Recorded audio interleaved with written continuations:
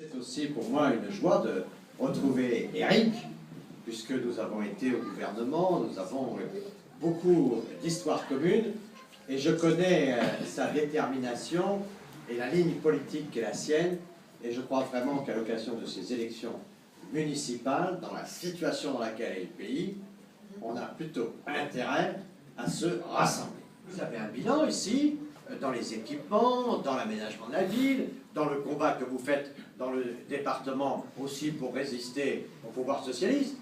Et je pense que dans le calendrier électoral qui est devant nous, si on fait de bonnes municipales, et on va faire de bonnes municipales, et d'autre part, et l'année prochaine, de bonnes régionales, et on va faire de bonnes régionales, on pourra prendre à ce moment-là le département en ciseaux, les communes d'un côté, la région de l'autre. Ça devrait nous aider un peu à avoir les moyens de développer les villes et de développer les projets que vous avez ici dans votre programme et qui ont besoin de la solidarité départementale et régionale.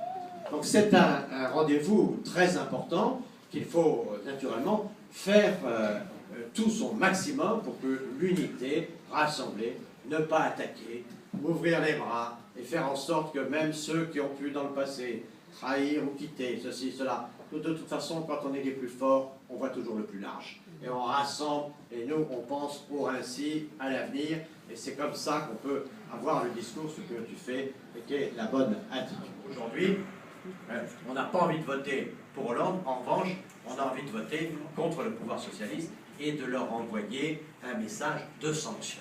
Ça, c'est un point très aimant. Et comment on vote sanction pour ainsi? On vote sanction en votant Éric Rameau.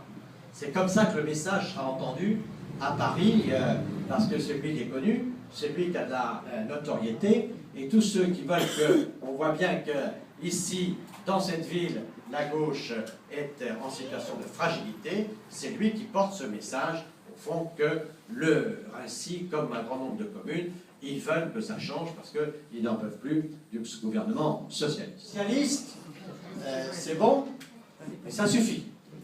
Et on est dans cette situation aujourd'hui où il faut tout faire pour éviter un développement socialiste et reconquérir le terrain, comme toujours, ça se fait par la cellule républicaine de base, qui est la commune. La première des règles, c'est l'unité. La première des règles, c'est au fond de savoir se rassembler pour pouvoir gagner. D'ailleurs, Giscard d'Estaing disait en son temps, qui joue la carte de la division joue la carte du socialisme.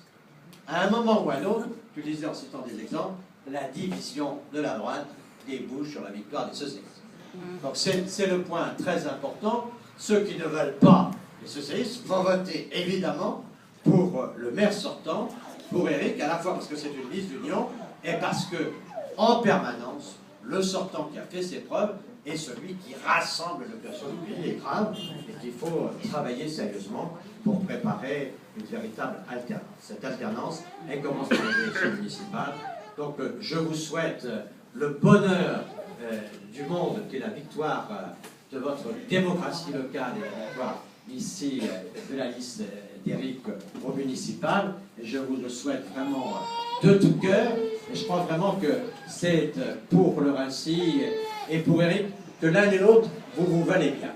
Et que tu mérites le Rincy.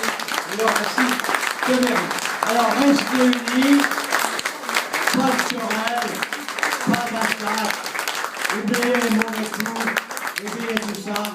De toute façon, suivez les conseils du pape François, il n'est pas si mauvais que ça.